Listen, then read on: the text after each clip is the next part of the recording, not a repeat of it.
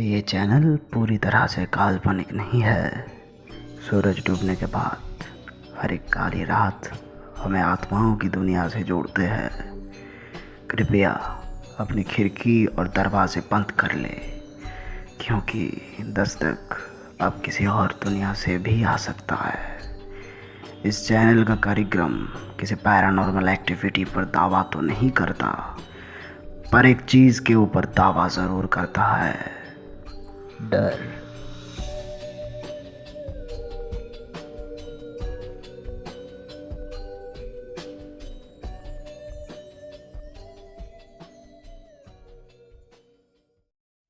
अतिन अपने बाकी दोस्तों के साथ एक हॉस्टल में रहता था। 3 दिन ही हुआ था उसे हॉस्टल में आए हुए। कॉलेज का छुट्टी चल रहा था, सभी घर गए हुए थे, सिर्फ अतिन को छोड़कर। रात के 8 बज रहे थे। बाहर बहुत ज़ोर का बारिश भी हो रहा था। हॉस्टल में कहीं बिजली नहीं था। पूरा हॉस्टल में अंधेरा छाया हुआ था। रात का खाना खा के अतिन 2-4 कैंडल्स जलाकर अपने कमरे में बैठकर कुछ पढ़ रहा था। इतने में किसी ने दरवाज़ा नॉक किया। कौन है? दरवाज़ा खोलो।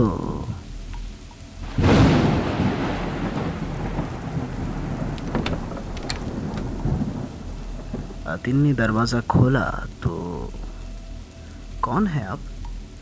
मेरा नाम सतीश है, मैं इस हॉस्टल का पहरेदार हूँ। हॉस्टल पूरा खाली है और बाहर बारिश भी हो रहा है, तो क्या मैं तुम्हारे पास वाले बिस्तर में सो सकता हूँ? अच्छा ठीक है, आइए। अतिन और सतीश अपने अपने बिस्तर पर जाके लेट गए। फिर सतीश ने अतिन से पूछा कि नए नए आए हो यहाँ? हाँ, अच्छा बाय द वे आप यहाँ पर कहाँ रहते हो? ऊपर स्टोर रूम के बगल में जो 204 नंबर का कमरा है वहाँ। ओह अच्छा। सतीश को बिस्तर में लेटे हुए 2 मिनट ही हुए थे कि अतिन ने देखा सतीश सो गया। अतिन भी यहाँ वहाँ ना देखकर सो गया। अगले दिन बारिश रुक गया था और आसमान बिल्कुल साफ था, पर जब अतिन का आँख खुला तो उसका मन में एक अजीब सा तूफान उठा, क्योंकि उसने देखा कि उसका रूम बुरी तरह से बिल्कुल बर्बाद हो चुका था, पूरा बिखरा पड़ा हुआ था। और वो पहरेदार जो कल अतिन के साथ ही सोया हुआ था, वो उस बिस्तर में नहीं था। अतिन जल्दी नीचे जाकर देखा कि वहाँ तो कोई और ही गार्ड था। अतिन ने नीचे जाकर उस गार्ड से पूछा, कल जो गार्ड था वो आज नहीं आया? कौन सा गार्ड साहब? पिछले 3 महीने से तो मैं ही यहाँ का गार्ड हूँ। फिर कल जो आया था उसने बोला कि वो यहाँ का पहरेदार है और 204 नंबर रूम में रहता है। क्या आप मजाक तो नहीं कर रहे हो ना मेरे साथ? मुझे देख के लगता है कि मैं मजाक के मूड में हूँ। उसने मेरा रूम पूरा बर्बाद कर दिया। वैसे उसने अपना नाम क्या बताया? हाँ, सतीश। ये सुनकर वो गार्ड कुछ देर के लिए सुन पड़ गया।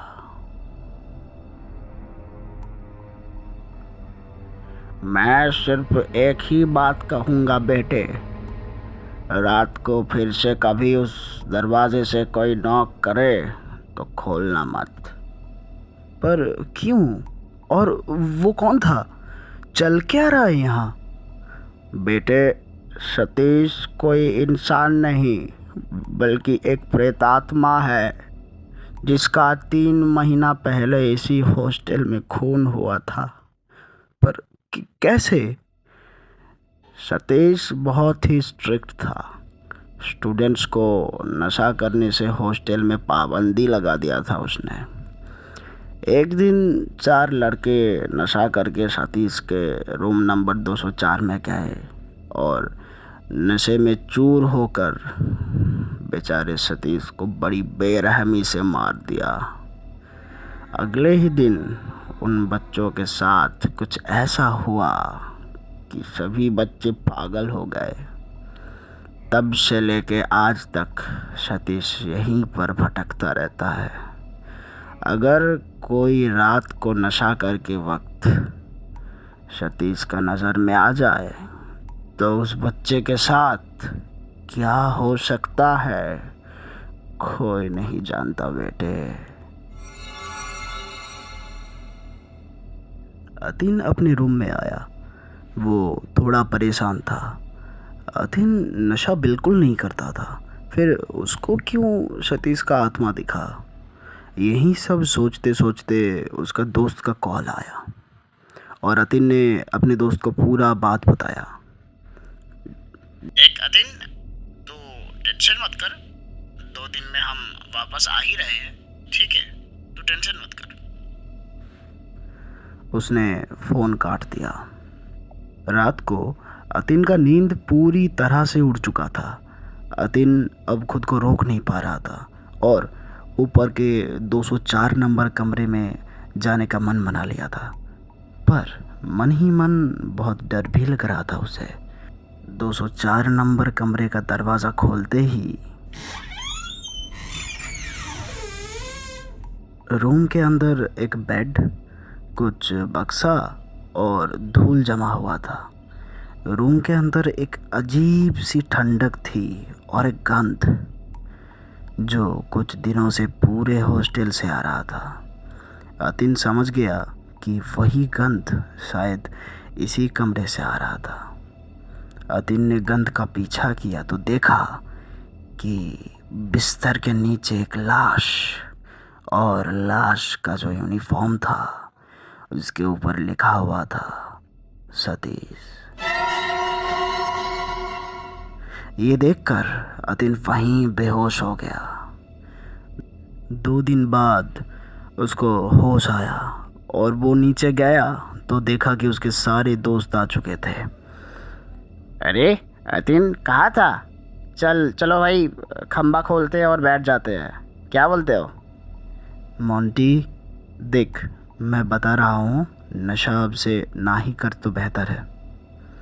अबे तो खामखा टेंशन करता है यार, वो तेरा मन का भ्रम हो सकता है। दोस्तों ने अतीन का एक भी नहीं सुना और तभी मैं यहाँ का पहरेदार हूँ, क्या आज रात मैं यहाँ सो सकता हूँ?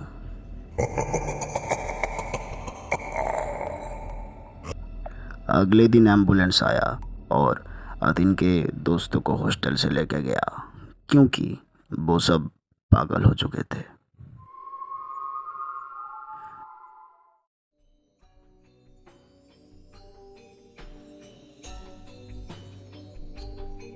सतीश लड़कों को पागल क्यों बना देता था?